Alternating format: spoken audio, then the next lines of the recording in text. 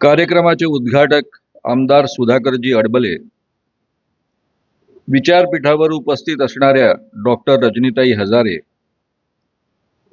बिरसा क्रांती दलाचे संस्थापक आणि माझे सहकारी दशरथजी मडावे, माझे सहकारी सुरेशजी झुरमुरे, ॲडव्होकेट मेधा भाले, विजय नळे, फादर कन्नोरे, नंदकुमार बारसकर, विकास ठाकरे, मेहमूद खान पठाण, अंजलीताई साळवे, अनिल दहागावकर, धनंजय तावाडे, मंगेश, या कार्यक्रमाचे आयोजक डॉक्टर संजय घाटे आणि या ठिकाणी उपस्थित असणाऱ्या स्त्री पुरुष नागरिकांनो, सळसळत्या रक्ताच्या, जिवंत हृदयाच्या, शाबूत डोक्याच्या माझ्या तरुण मित्रांनो, मैत्रिणींनो, संविधान बचाव महाराष्ट्र बचाव या एका कार्यक्रमाच्या निमित्तानं, व्याख्यानाच्या निमित्तानं आपण सगळे लोक एकत्र जमलो आहोत. या ठिकाणी ओबीसी महापरिषद आयोजित करण्यात आली. त्या निमित्तानं काही योद्ध्यांचा सत्कारही करण्यात आला. सुरुवातीच्या व्याख्यानामध्ये आपले आयोजक डॉक्टर संजय घाटे यांनी काही अत्यंत महत्त्वाचे मुद्दे उपस्थित केले आणि त्या मुद्द्यांच्या अनुषंगानं मला काही मुद्दे तुमच्या पुढ्यामध्ये मांडायचे आहेत. मी अतिशय वेळा पाळणारा माणूस आहे. कार्यक्रम 5ला होता म्हणून मी 4:30ला यवतमाळवरनं इथे येऊन पोचलो होतो. कार्यक्रम 6:15च्या नंतर सुरू झाला. आता 8 वाजता आहेत. तुमचे पेशन्स संपत आलेले आहेत याची मला नीट कल्पना आहे. त्यामुळे आता मी तुम्हालाच विचारतोय की मी किती वेळ बोलू.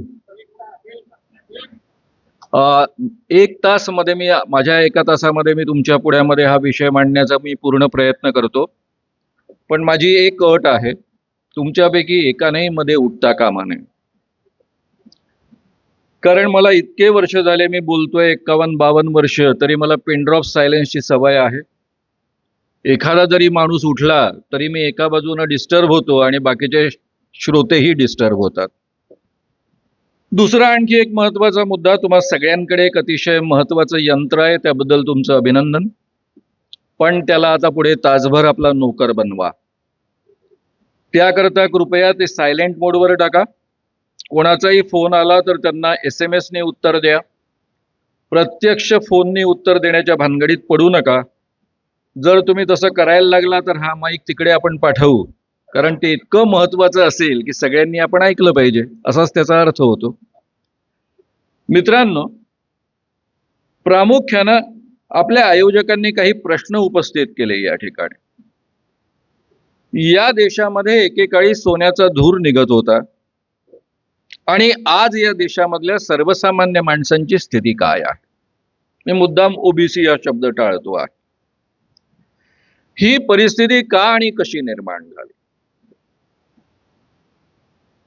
बेसिकली जगभर वेगवेगळ्या पद्धतीची जी खेडी निर्माण झाली आणि शहरं निर्माण झाली, यामध्ये जगभर तुम्हाला आढळेल की सगळ्या समाजांमध्ये श्रमविभागणी निर्माण झालेली होती.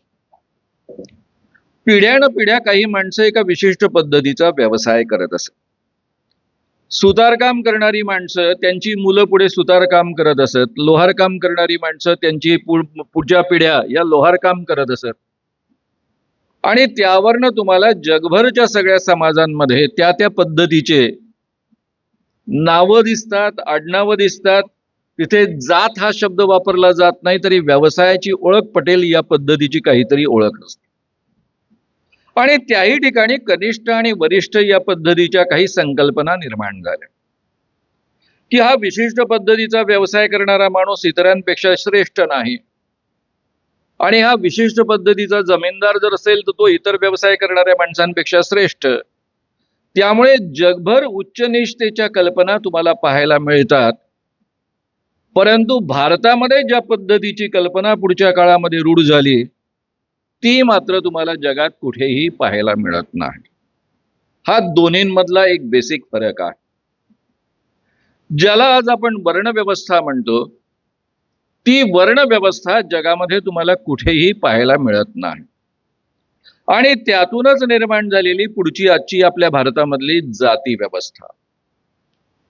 या जाती व्यवस्थेविषयी बोलताना असं बोललं जातं, जी कधीही जात नाही, मेल्यावरही जात नाही ती जात. मधल्या काळामध्ये धीरेंद्र कृष्ण महाराज या महाराजाला एक्सपोज करण्याच्या प्रक्रियेमध्ये मला जे अनेक फोन येत होते, त्यामध्ये एका हरिद्वारच्या महंतांचा फोन आला. ते मला म्हणायला लागले कि मानव साहब, आप जो काम कर रहे हो अंधविश्वास उन्मूलन का, बहुत अच्छा काम है, इस काम में हम भी शरीक होना चाहते हैं. बहुत अच्छी बात, लेकिन मानव साहब हमारे मन में कुछ सवाल है, इन सवालों का जवाब हम आपसे चाहते हैं. पूछिए. मानव साहब, आप में किसी प्रकार का अंधविश्वास नहीं है? मतलब जी नहीं है. अगर आप में किसी प्रकार का अंधविश्वास नहीं है, ऐसा आप मानते हो, तो आपने क्या अपने राज्य घटना संविधान आपने पढ़ा है? मतलब जी हाँ पढ़ा है. इसका प्रीएम्बल पढ़ा है? जी हाँ पढ़ा है. इस प्रीएम्बल में कहा गया है, प्रस्तावना में कहा गया है कि वी द इंडियन पीपल, हम भारतीय लोग. इसका मतलब ऐसा है कि हम भारतीय लोगों ने ये संविधान निर्माण किया है, हम भारतीय लोगों ने ये संविधान लिखा है, अपने आप को समर्पित किया है. बोला हाँ बिल्कुल सही बात है, ऐसा ही इसका मतलब है. आप इस बात को मानते हो? बोला जी हाँ मानता हूं. मानव साहब, जब ये प्रस्तावना लिखी गई थी, प्रीएम्बल लिखा गया था, तब आप वहां हाजिर थे? तो मैं कैसे हाजिर रह सकता हूं? क्योंकि ये जो प्रीएम्बल है, प्रस्तावना है, पंडित जवाहरलाल नेहरू जी ने लिखी है. 22 जनवरी 1947 यानी हमें स्वतंत्रता मिलने के 8 माह पूर्व संविधान सभा के सामने वो रखी. संविधान सभा ने इसको मान्यता दी. तब तो मैं पैदा ही नहीं हुआ था, मैं तो 51 साल में पैदा हुआ हूं. त्याने मला प्रतिप्रश्न विचारला कि जब मानव साहब वहां हाजिर नहीं थे, इसके बावजूद आप मानते हो कि ये संविधान हम भारतीय लोगों ने यानी आपने भी निर्माण किया है और अपने आप को समर्पित किया है, ये आपका सबसे बड़ा अंधविश्वास है.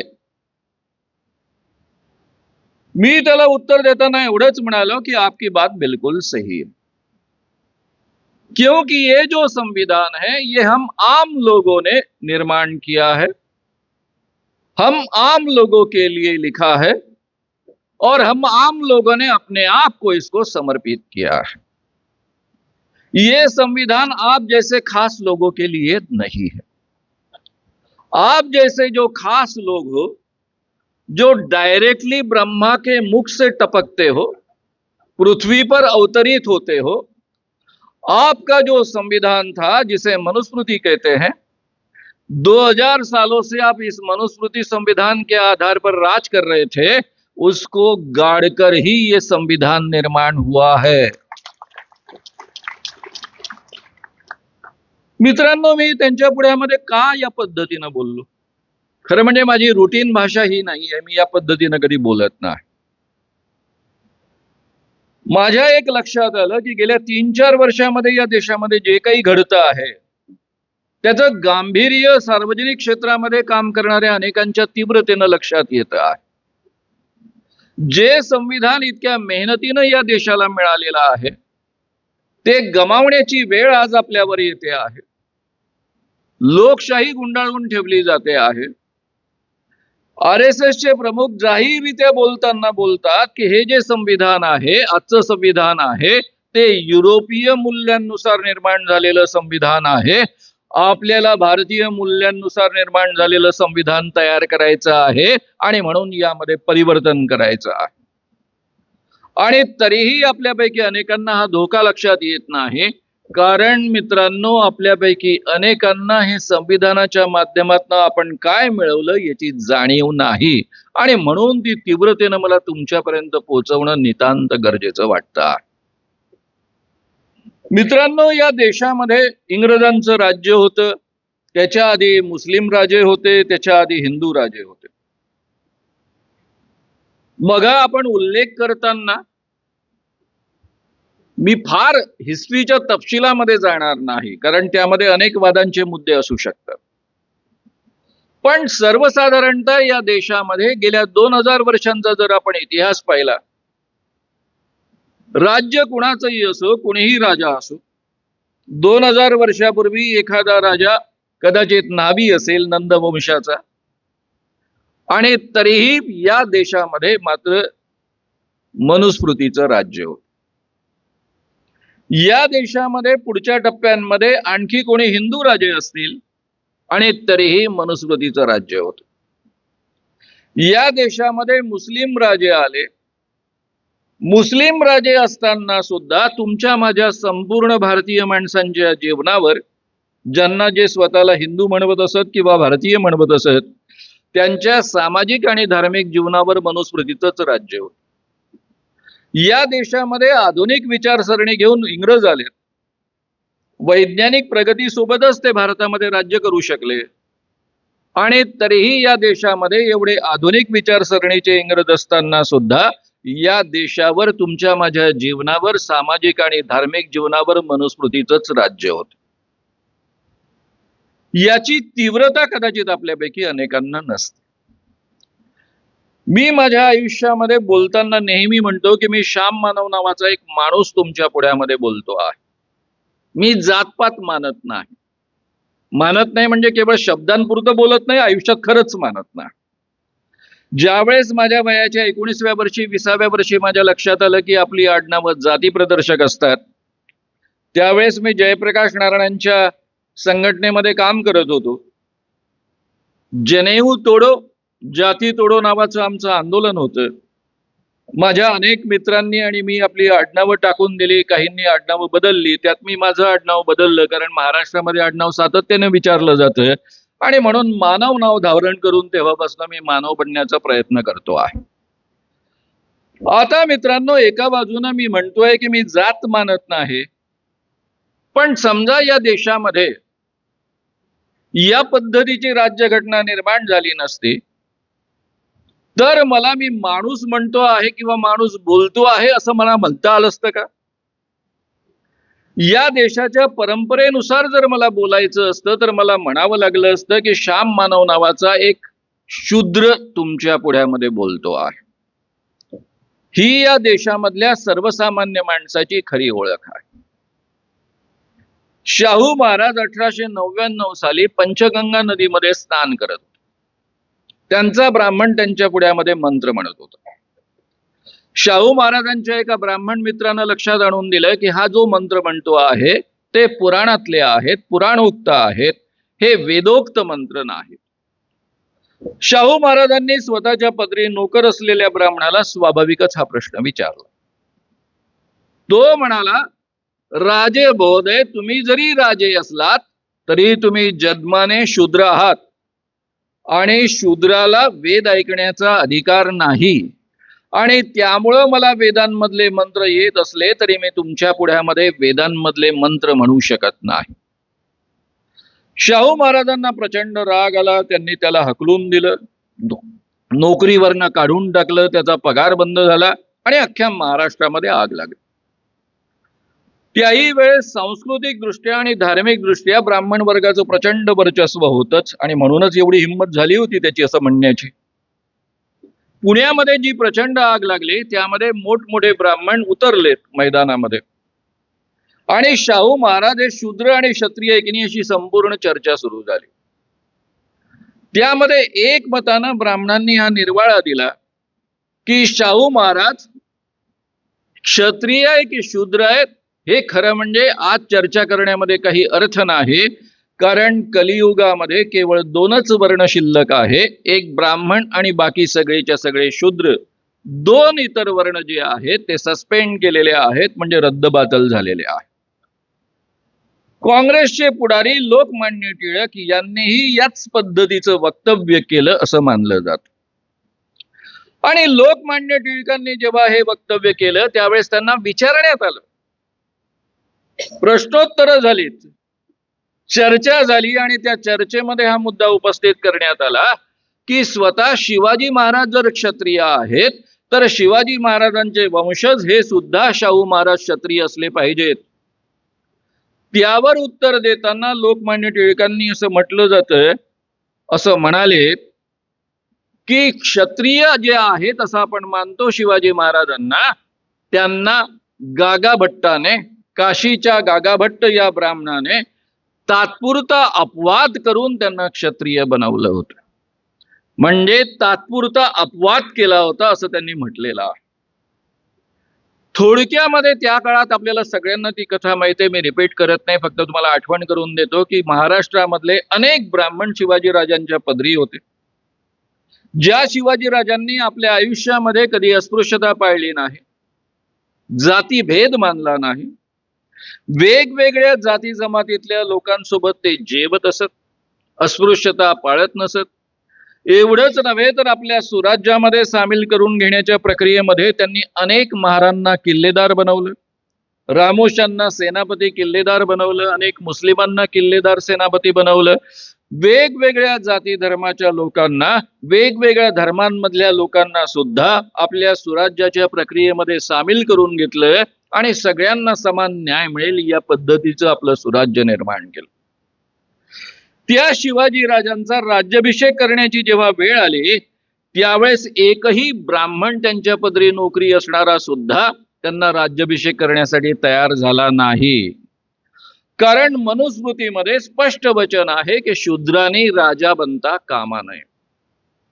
शूद्र जर राजा बनला तर तिथे ब्राह्मणांनी वास करता कामा नये. आणि म्हणून 1674 साली जेव्हा शिवाजी राजांनी स्वतःला राज्याभिषेक केला, त्यावेळेस त्यांना काशीवरनं एका ब्राह्मणाला आणावं लागलं. त्याला त्यांनी एवढी मोठी प्रचंड दक्षिणा दिली की ती त्यांच्या सहकार्याच्या खांद्यावर त्याला नेता येत नव्हती. ते सगळं जडजवाहीर त्याला प्राण्यांवर नादून न्यावं लागलं. हा संपूर्ण इतिहास तुम्हाला मला सगळ्यांना माहित आहे. आता मला सांगा, मी तुम्हाला एक साधा प्रश्न विचारतो, मी टिळकांचं नाव या ठिकाणी का घेतो आहे? कारण पुण्यातल्या अनेक ब्राह्मणांनी एकत्र येऊन या पद्धतीची मांडणी केलेली असताना सुद्धा मला ते महत्वाचे वाटत नाही. प्लीज, मला लोकमान्य टिळक का महत्वाचे वाटतात? कारण लोकमान्य टिळक हे काँग्रेसचे पुढारी होते.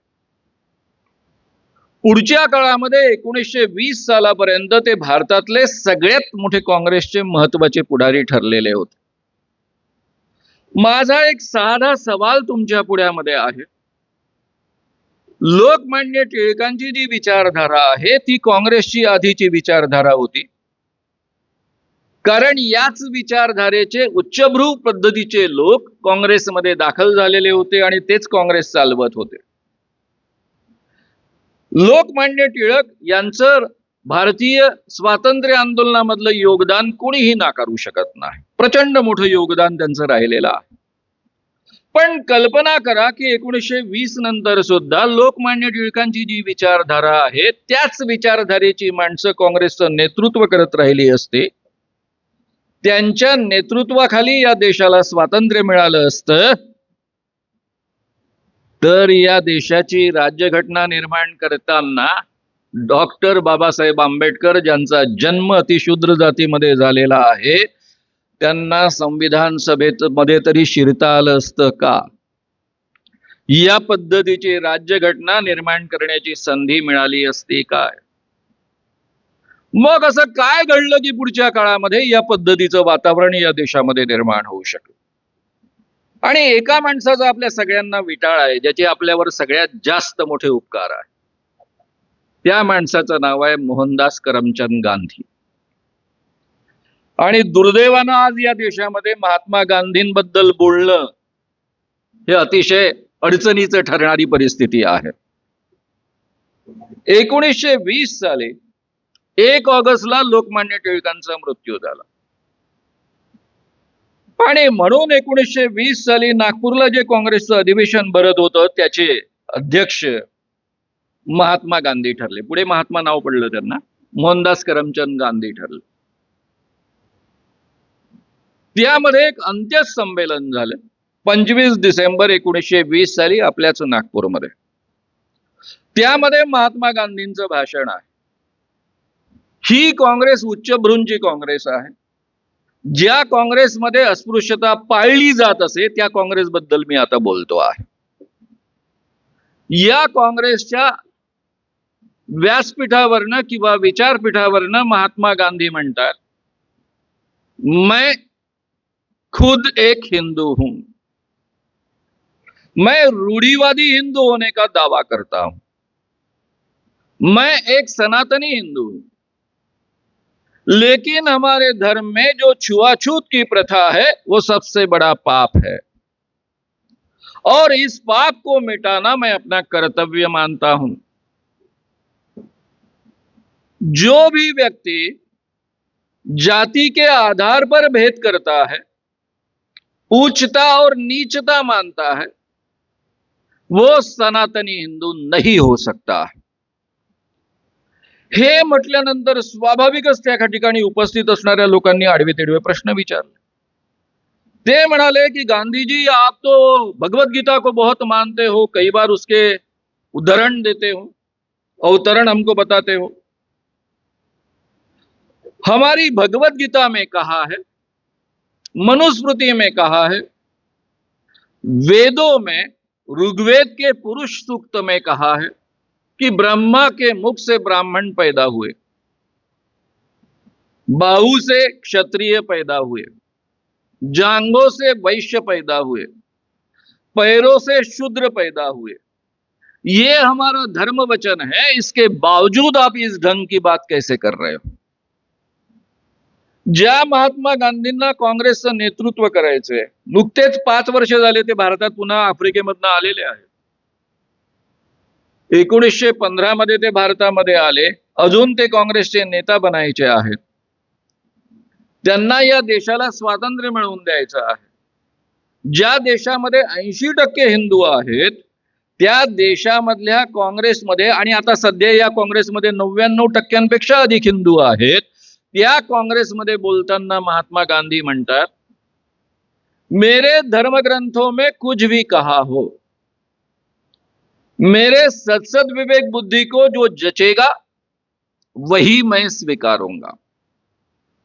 मानव जाति के लिए जो हितकारक नहीं है उसको मैं स्वीकारूंगा नहीं. और मेरे धर्म ग्रंथों में तो कई मनगढ़ंत बातें कही है. ज्याला 80% नव्हे 99% काँग्रेसमध्ये हिंदू आहे, त्यांचं नेतृत्व करायचंय, तो माणूस त्यावेळेस 1920 साली 25 डिसेंबरला म्हणतो कि मेरे धर्मग्रंथों में कई मनगढ़ंत चीजें कही है. आणि तिथून मित्रांनो ही काँग्रेस बदलायला सुरुवात होते. जी उच्चभ्रूची काँग्रेस असते, केवळ वरच्या जातीतल्या लोकांचा ज्यामध्ये समावेश असतो, त्या काँग्रेसमध्ये वेगवेगळ्या जाती धर्मातल्या लोकांना घेतलं जातं. देशभर होणाऱ्या गांधीजींच्या आंदोलनामध्ये त्यांना समाविष्ट करून घेतलं जातं. या आंदोलनामध्ये आणि काँग्रेसच्या अधिवेशनांमध्ये अस्पृश्यता पाळली जाणार नाही याची काळजी घेतली जाते. ज्या देशामधल्या स्त्रिया घराच्या बाहेर पडायला तयार नसतात त्या देशामधल्या स्त्रियांना जगामध्ये ज्यांचं साम्राज्य सूर्य मावळत नाही एवढ्या विस्तीर्ण प्रदेशामध्ये पसरलेला आहे, त्या बंदुकांमध्ये किंवा एकूणच वैज्ञानिक पद्धतीच्या युद्ध कलेमध्ये पारंगत असणाऱ्या अतिशय डिसिप्लिन्ड इंग्रज सैनिकांच्या पुढे उभे राहतात. या ज्या स्त्रिया घराच्या बाहेर न पडणाऱ्या निर्भयपणे या स्त्रिया सगळ्या सैनिकांच्या पुढे उभ्या राहतात, आंदोलन करतात, या पद्धतीचं संपूर्ण देशभर वातावरण निर्माण केलं. त्यामध्ये 4 महत्वाची मूल्य गांधीजींनी आपल्या आंदोलनामध्ये पेरत आणलीत. पहिलं मूल्य आहे समानतेचं. तुम्ही कोणत्याही जातीमध्ये जन्माला आलेले असाल, कोणत्याही धर्मामध्ये जन्माला आलेले असाल, एवढंच नव्हे तर कोणत्याही लिंगामध्ये जन्माला आलेले असाल तरी तुम्ही माणूस म्हणून सगळे समान आहात. दुसरं अत्यंत महत्वाचं मूल्य बंधुतेचं पेरलं, जे कदाचित या देशामधल्या पूर्वीच्या भावनेशी अधिक जुळणारं होतं. तुम्ही वेगवेगळ्या जाती धर्मातले लोक असले तरी या देशाचे तुम्ही आहात आणि तुम्हाला एकत्र बंधुभावानं जगायचं आहे. तिसरी स्वातंत्र्याची आस पेरली. स्वातंत्र्याची आस पेरणं किती कठीण आहे याचा तुम्हाला अंदाज येणार नाही. हा देश तब्बल आता गेले 900-1000 वर्ष गुलाम होता असं आपण म्हणतो. प्रत्यक्षामध्ये हा देश 2000 वर्षांपेक्षा अधिक जास्त काळ गुलाम होता. मी त्याचं आधीच वर्णन तुमच्या पुढ्यामध्ये केलेलं आहे. या देशामध्ये मुस्लिमांनी 700-800 वर्ष कदाचित राज्य केलं असेल, पण इंग्रजांनी जे 150 वर्ष या देशावर राज्य केलं, ज्या दिवशी इंग्रजांनी या देशामध्ये प्रवेश घेतला त्या दिवसापासून तर 1947 साली त्यांनी हा देश सोडेपर्यंत कोणत्याही एका दिवशी 1 लाखांपेक्षा अधिक इंग्रज या देशामध्ये नव्हते. या देशाची लोकसंख्या होती 1857 साली, ज्याला आपण 1857चं युद्ध म्हणून ओळखतो, ती 30 कोटी. ज्यावेळेस देश स्वतंत्र झाला त्यावेळेस 40 कोटी. याचा अर्थ या देशामधल्या 30 कोटी ते 40 कोटी जनतेवर केवळ 1 लाख इंग्रजांनी राज्य केलेलं आहे. माझा एक संख्याशास्त्राचा प्राध्यापक आहे, तो गमतीनं नेहमी म्हणत असतो की भारतीयांनी काहीही करायची गरज नव्हती. भारतीयांनी फक्त एक काम केलं असतं की सकाळी उठल्या उठल्या सू केली असती, तरी त्या सू मध्ये एवढी सू निर्माण झाली असती की 1 लाख लोक इंग्रज बुडून बुडून मेले असते. दुसरं काही करण्याची गरज नव्हती. कल्पना करा की ज्या देशावर केवळ 1 लाख लोकांनी 40 कोटी लोकांवर राज्य केलेलं आहे, त्या देशांमधल्या लोकांच्या मनामध्ये स्वातंत्र्याची आस निर्माण केली, निर्भयता निर्माण केली, बंदुकांपुढे हिमतीनं पुढे जाण्याची एकूण वातावरण तयार केलं. हे तिसरं महत्वाचं मूल्य त्यांनी पेरलं. आणि चौथं, न्याय, सगळ्यांना समान न्याय मिळाला पाहिजे, हेही मूल्य पेरलं. आणि म्हणून मित्रांनो, ज्यावेळेस या देशाला स्वातंत्र्य मिळण्याची वेळ आली, राष्ट्रीय सरकार बनणार हे निश्चित झालं, पंडित जवाहरलाल नेहरू या सरकारमधले पंतप्रधान बनणार हे निश्चित झालं, त्यावेळेस महात्मा गांधींनी त्यांना बोलावून घेतलं. पंडित जवाहरलाल नेहरूंना सांगितलं की तुमच्या राष्ट्रीय सरकारमध्ये डॉक्टर बाबासाहेब आंबेडकरांना लॉ मिनिस्टर म्हणून घ्या. ते जर लॉ मिनिस्टर म्हणून आले तर, कारण आता सध्या राज्यघटना बनते आहे, त्या घटनेमध्ये त्यांचं अत्यंत मोलाचं योगदान असेल आणि डॉक्टर बाबासाहेब आंबेडकर तिथे असतील तर या देशामधल्या शेवटच्या माणसांना आणि या देशामधल्या स्त्रियांना योग्य तो न्याय ते आवर्जून देतील, अतिशय आग्रहानं देतील, आणि म्हणून तुम्ही त्यांना यामध्ये समाविष्ट करून घ्या. आता पंडित जवाहरलाल नेहरूंपासून सगळीच्या सगळी माणसं ही बॅरिस्टर होती.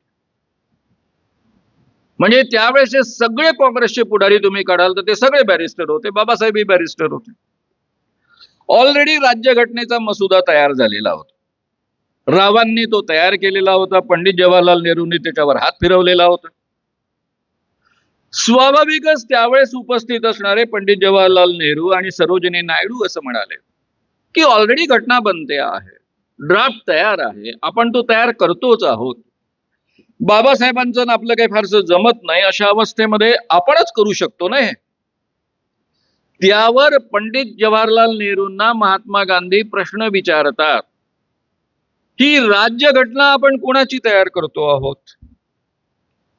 काँग्रेसची तयार करतो की देशाची तयार करतो आहोत? आणि नेहरूंना तो मुद्दा एकदम पटला. नेहरूंनी स्वतः डॉक्टर बाबासाहेब आंबेडकरांना बोलावून घेतलं. गांधी काय म्हणतात हे त्यांना सांगितलं. तुम्ही माझ्या मंत्रिमंडळामध्ये या असा आग्रह धरला. आणि डॉक्टर बाबासाहेब आंबेडकर आणि काँग्रेसचं फारसं जमत नसताना, सख्य नसताना सुद्धा मोठ्या मनानं डॉक्टर बाबासाहेब आंबेडकरांनी ही विनंती मान्य केली. आता ही विनंती मान्य केल्यानंतर दुसरा महत्वाचा मुद्दा निर्माण झाला की बाबासाहेब तर आता संविधान सभेवरच नाहीये. कारण संविधान सभेच्या निवडणुका ऑलरेडी झालेल्या होत्या 1946 साली. त्या ज्या निवडणुका झाल्या त्यामध्ये संपूर्ण अखंड भारतामधनं 389 सदस्य निवडून आले होते. मधल्या काळामध्ये फाळणी झाली. फाळणी झाल्यानंतर आजचा जो आपला भारत आहे त्या भारतामध्ये 299 सदस्य उरले होते आणि त्यामध्ये डॉक्टर बाबासाहेब आंबेडकर नव्हते, कारण ते ज्या भागातनं निवडून आले तो भाग पाकिस्तानात आता गेलेला होता. म्हणजे बाबासाहेबांना जर संविधान निर्माण करायचंच झालं तर त्यांनी पाकिस्तानामध्ये जाऊन ते निर्माण करावं अशी परिस्थिती होती. आणि बाबासाहेबांची भारतामध्ये गरज होती. बाबासाहेबांनाही पाकिस्तानात जावंसं वाटत नव्हतं. त्यांनी स्पष्टच म्हटलं होतं, माझा माणसं इथे आहे, मी या देशातच राहणार. आणि त्यानंतर काँग्रेसने एम आर जयकर नावाचे पुण्याचे एक संविधान सभेवर निवडून आलेले हेही बॅरिस्टर यांना राजीनामा द्यायला लावला. तो मुंबई प्रांत होता त्यावेळेसचा. आणि त्या ठिकाणावरनं डॉक्टर बाबासाहेब आंबेडकरांना निवडून आणलं. ही जुलै 1947 सालची घटना आहे. त्यामुळे 15 ऑगस्ट 1947 साली जेव्हा लिगली या पद्धतीचं मंत्रिमंडळ निर्माण झालं, डॉक्टर बाबासाहेब आंबेडकर त्याचे कायदा मंत्री झाले. आणि त्याच महिन्यामध्ये 29 तारखेला म्हणजे 29 ऑगस्ट 1947 ला जी संविधान सभेची बैठक झाली, त्यामध्ये ड्राफ्टिंग कमिटी ठरली आणि त्याचे चेअरमन डॉक्टर बाबासाहेब आंबेडकर झालेत. आणि त्यानंतर इतक्या सुंदर पद्धतीचं संविधान आपल्याला लाभू शकलेलं आहे. बाबासाहेबांचं सगळ्यात मोठं वैशिष्ट्य आपण मानतो त्यापेक्षा फार वेगळं आहे. आपण सारखं मानतो की बाबासाहेबांनी संविधान लिहिलं. खरं म्हणजे संविधान लिहिणं एवढं कठीण नव्हतं. हे जे 299 सदस्य आहे यामध्ये अनेक लोक वेगवेगळ्या विचारांचे होते. त्यामधली अनेक माणसं ही टिळकांच्या विचारांची सुद्धा होती. आणि असं एवढं मोठं कडबोळं असताना जरी त्यामध्ये स्वातंत्र्य आंदोलनातनं निवडून आलेली खूप मोठी माणसं असली तरीही ती विचारानं एवढी पुरोगामी आणि प्रोग्रेसिव्ह नव्हती. अशा सगळ्या माणसांना कन्व्हिन्स करत करत ही संपूर्ण राज्यघटना निर्माण झालेली आहे. जगातली ही एकमात्र राज्यघटना अशी असेल की जी एक मतानं संमत झालेली आहे, बहुमतानं संमत झालेली नाही. एक एक मुद्द्याकरता, एक एक बारकावा लोकांच्या गळी उतरवण्याकरता, त्यांना समजावून सांगण्याकरता, त्यांच्या मनातले सगळे संदेह काढून टाकण्याकरता डॉक्टर बाबासाहेब आंबेडकरांनी अतिशय अटोकाट प्रयत्न केलेले आहे, परिश्रम केलेले आहे. आणि म्हणून या पद्धतीची राज्यघटना निर्माण होऊ शकलेली आहे. आता माझ्या मित्रांनी तुमच्या पुढ्यामध्ये हिंदू कोड बिलचा उल्लेख केलेला होता. एवढं सगळं असताना पंडित जवाहरलाल नेहरूंनी डॉक्टर बाबासाहेब आंबेडकरांना अभिवचन दिलं होतं की मी हिंदू कोड बिल पास करून घेईल. पण हिंदू कोड बिलला प्रचंड विरोध होता. स्वतः पंडित जवाहरलाल नेहरू अतिशय आग्रहानं म्हणत होते की बाबासाहेब तुम्ही थांबा, राजीनामा देऊ नका. हे हिंदू कोड बिल जरी मी तुम्हाला वचन दिलेलं असलं तरी आपण संमत करून घेऊ शकत नाही. कारण मुळामध्ये आपण निवडून आलेली माणसं नाहीत. आपल्याला जनतेने निवडून दिलेलं नाहीये. वेगवेगळ्या स्वराज्य संस्थांनी निवडून दिलेली माणसं संविधान सभेवर आली होती. ज्यावेळेस संविधान पूर्ण झालं त्याच वेळेस या संविधान सभेचं रूपांतर लोकसभेमध्ये झालं. नव्या निवडणुका झालेल्या नाहीत. आणि त्यामुळं आता पहिली जी आपली निवडणूक होईल 51-52 सालची, 52च्या जानेवारीमध्ये ती पूर्ण होईल. त्यामध्ये आपण निवडून येऊ आणि मग हिंदू कोड बिल आपण अक्षरशः प्रत्यक्षामध्ये ते संमत करून घेऊ. बाबासाहेब मात्र राजीनामा देऊन निघून गेले आणि नेहरूंनी आपलं वचन पूर्ण केलं. 1951 डिसेंबर आणि 52 जानेवारीमध्ये झालेल्या निवडणुकांमध्ये संपूर्ण भारतभर हिंडत असताना आपल्या प्रचार सभांमध्ये पंडित जवाहरलाल नेहरू सांगायचे मी हिंदू कोड बिल आणणार आहे, या पद्धतीचे मुद्दे मी अंमलात आणणार आहे.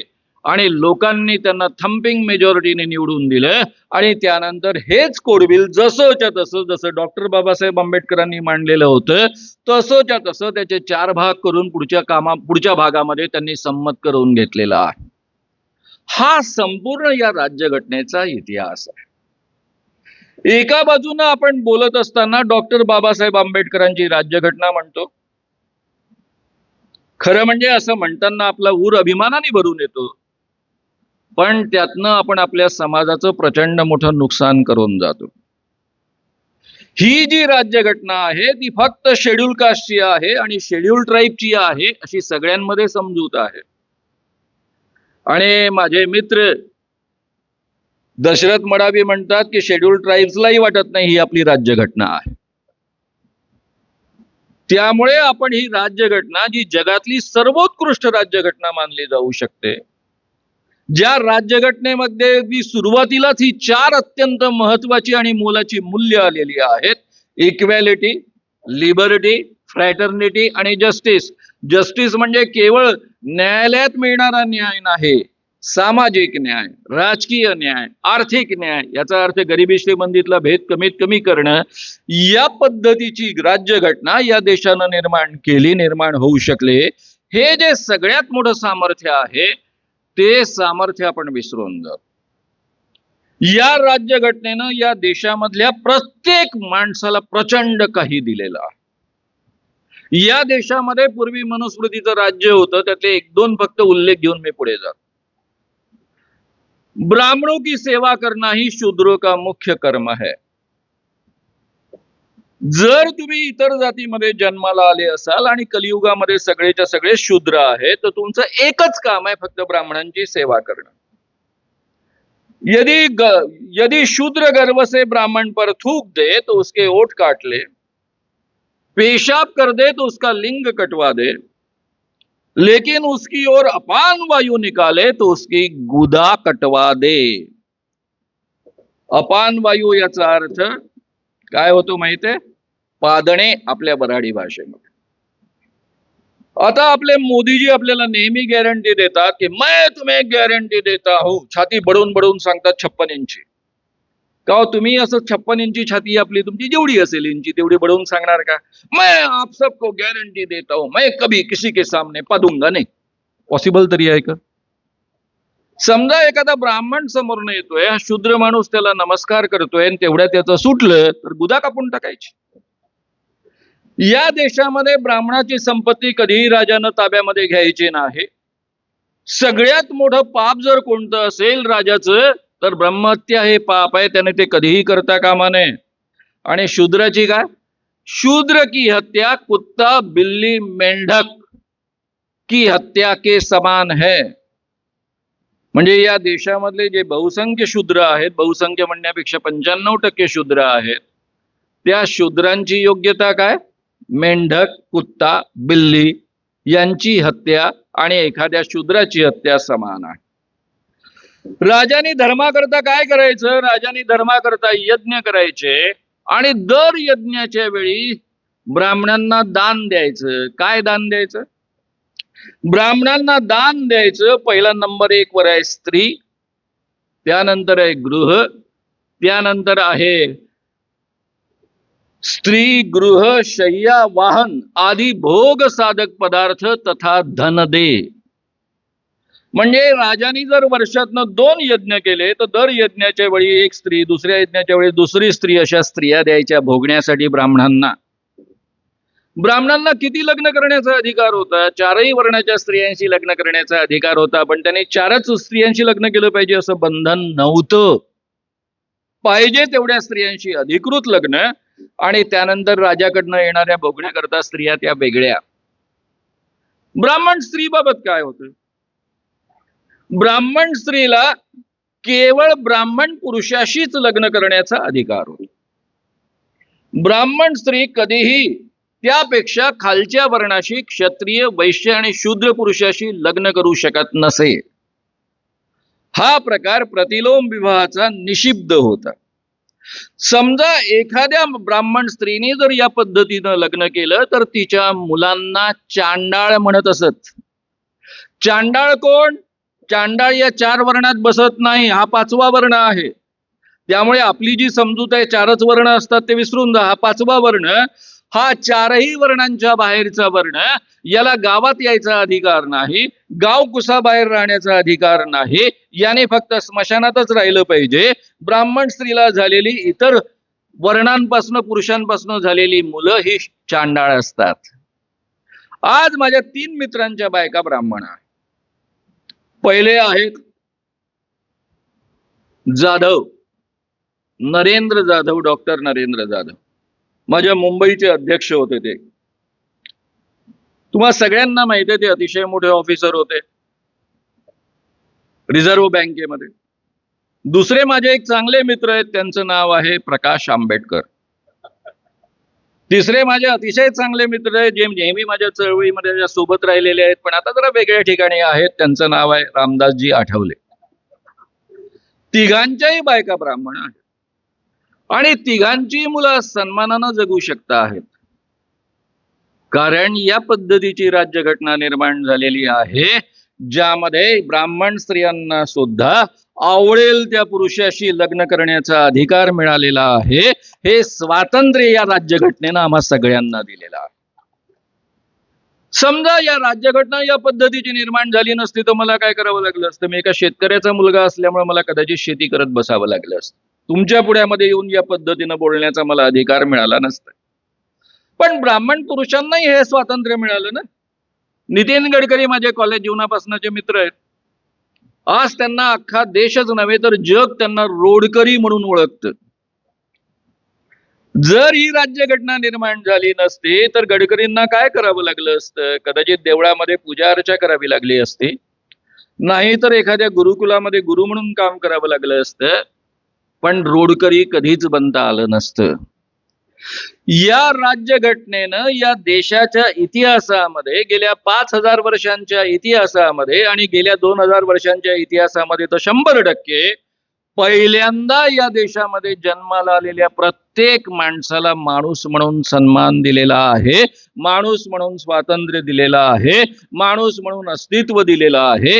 एवढी ही मोलाची आपली राज्यघटना आहे आणि ती आपण गमावतो की काय अशी अवस्था सध्या निर्माण झालेली आहे. हे लोक या धीरेंद्र कृष्ण महाराजाला गावोगाव घेऊन येतात. तो जाहीररित्या बोलताना म्हणतो की आप मुझे साथ दो मैं आपको हिंदू राष्ट्र दूंगा.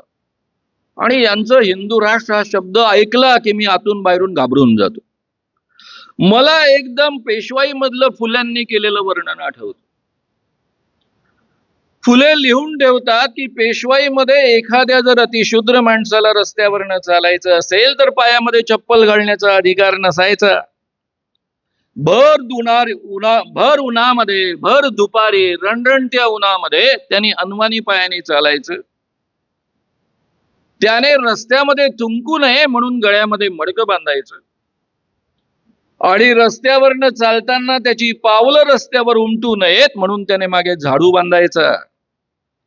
आणि ही पेशवाई कशातनं निर्माण झाली होती?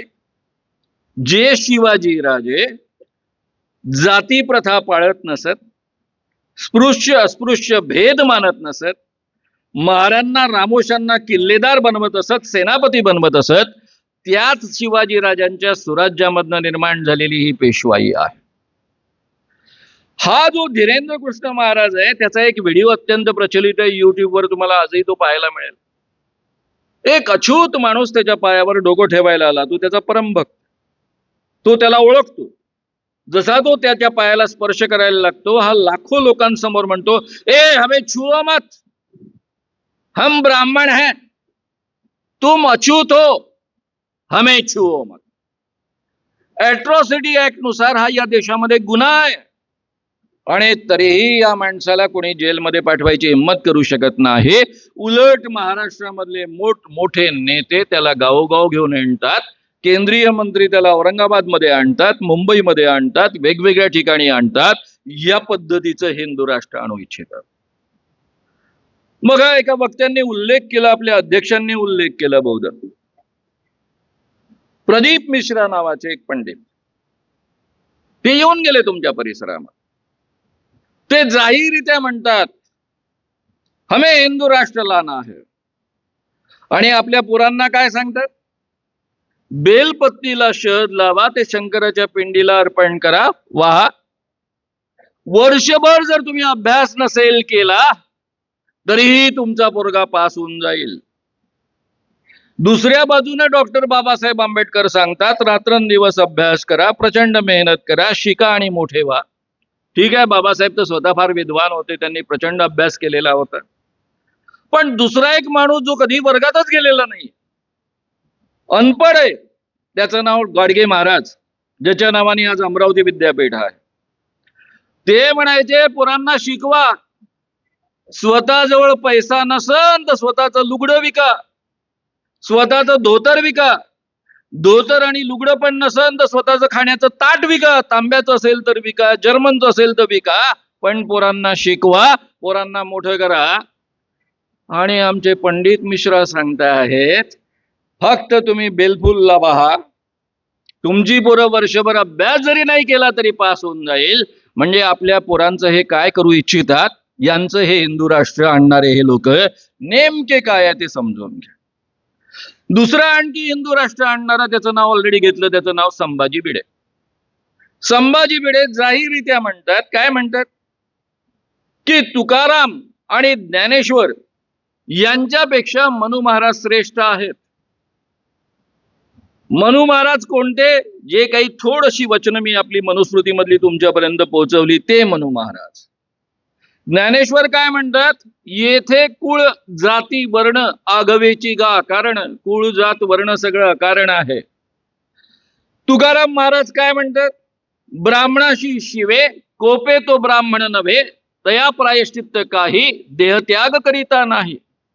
एखाद्या ब्राह्मणाला जर महार शिवला आणि त्यामुळे जर तो कोपत असेल ब्राह्मण, तर त्याला आत्महत्या करण्या वाचून दुसरं कोणतंही प्रायश्चित्त असू शकत नाही. या पद्धतीची अत्यंत कडक शिक्षा सांगणारे तुकाराम महाराज आणि ज्ञानेश्वर यांना चालत नाही, कारण हे सगळे समतावादी संत आहे, माणसाला माणूस म्हणून सन्मान देणारे संत आहे. त्यांना मनु महाराज श्रेष्ठ वाटतात आणि ही माणसं या देशामध्ये हिंदू राष्ट्र आणू इच्छितात. अमरावतीला एक गृहस्थ आले आणि म्हणाले, महात्मा गांधी मुसलमान मालिक की उपज है. म्हणजे महात्मा गांधींची आई मुसलमानासोबत आणि त्यातून मग महात्मा गांधींचा जन्म झाला. आता साधा प्रश्न आहे की आमच्या आयांच्या चारित्र्याची चिवडाचिवड करण्याचा यांना कोणी अधिकार दिला? याच हलकट मनोवृत्तीच्या माणसांनी जिजाऊंबद्दल आणि शिवाजी महाराजांबद्दलही याच पद्धतीचे उद्गार काढले होते, ज्याला आपण जेम्स लेन प्रकरण म्हणून ओळखतो. बरं, हे बोलले तर बोलले, आपण असं गृहीत धरू की हा माणूस आहे त्या हलकट मनोवृत्तीचा. विधानसभेमध्ये हा प्रश्न विचारण्यात आला, त्याला उत्तर देताना सध्याचे उपमुख्यमंत्री, पूर्व मुख्यमंत्री आणि सध्याचे गृहमंत्री देवेंद्र फडणवीस यांनी काय उत्तर दिलं? ते असं म्हणाले की ते काहीही असलं तरी भिडे गुरुजी हे आम्हाला पूजनीय गुरुजी आहेत. इतक्या हलकट मनोवृत्तीच्या माणसांना, इतक्या हलकट मनोवृत्तीचं प्रदर्शन करणाऱ्या माणसांचं समर्थन करणाऱ्या हलकट आणि कुचक्या मनोवृत्तीच्या माणसांना आपण सत्तास्थानावरनं हकललं पाहिजेच. दुसरा कोणताही पर्याय आपल्या जवळ नाही. मित्रांनो, मी नेहमी यांना शेठजी भटजीचं राज्य म्हणतो, कारण यांच्यासोबत मी काम केलेलं आहे. ज्यावेळी 1975 साली 25 जूनला या देशावर आणीबाणी लादली गेली, मी कॉलेजमध्ये शिकणारा विद्यार्थी होतो. MA पार्ट 1 इंग्रजी साहित्यातली परीक्षा देऊन मी वर्ध्यात परत गेलो होतो. आणीबाणी लागली. 26 जूनला आम्ही पोस्टर्स लावले आणि 27 जूनला जेलमध्ये जावं लागलं. 10 महिने जेलमध्ये काढले. न्यायालयाने आम्हाला बाइज्जत बरी केलं, ऍक्विट केलं. त्यामुळे पुढचे 10 महिने इमर्जन्सी देशामध्ये सुरू असताना बाहेरचं वातावरण पाहून काम केलं. इंदिरा गांधींनी इमर्जन्सी हटवली. आम्ही रडत खडत जनता पार्टीचं गठन केलं. त्यावेळेस विदर्भामध्ये 2च पक्ष होते, एक जामवंतरावांचा फॉरवर्ड ब्लॉक आणि दुसरा जनसंघ, ज्याला त्या काळामध्ये आम्ही शेठजी भटजींची पार्टी असं म्हणायचो. आणि या जनता पार्टीला सोबत घेऊन आम्ही लढाई केली. दणकून 77 साली इंदिरा गांधींच्या विरुद्ध प्रचार केला आणि हा प्रचार सगळ्या माझ्या नातेवाईकांच्या विरुद्ध केला. दणकून प्रचार केला. 78च्या विधानसभा निवडणुकीमध्ये प्रचार केला. त्यानंतर 78 साली मे मध्ये आलेल्या नगर परिषदांच्या निवडणुकांमध्ये प्रचार केला. 3ही ठिकाणी सत्ता बदल झाला. या लोकांसोबत मी काम केलेलं आहे. या लोकांसोबत केवळ इथेच काम केलं असं नाही, मी तरुण भारतात काम केलेलं आहे. मी हे सगळं बोलत असताना तुमच्यापैकी अनेकांना वाटेल की माझ्या मनामध्ये कुठेतरी ब्राह्मणांविषयी द्वेष आहे. मुळीच नाही आहे. माझे सगळे उत्तम ब्राह्मण सहकारी आहेत. एवढंच नव्हे तर सगळे चांगले गुरु ब्राह्मण आहेत.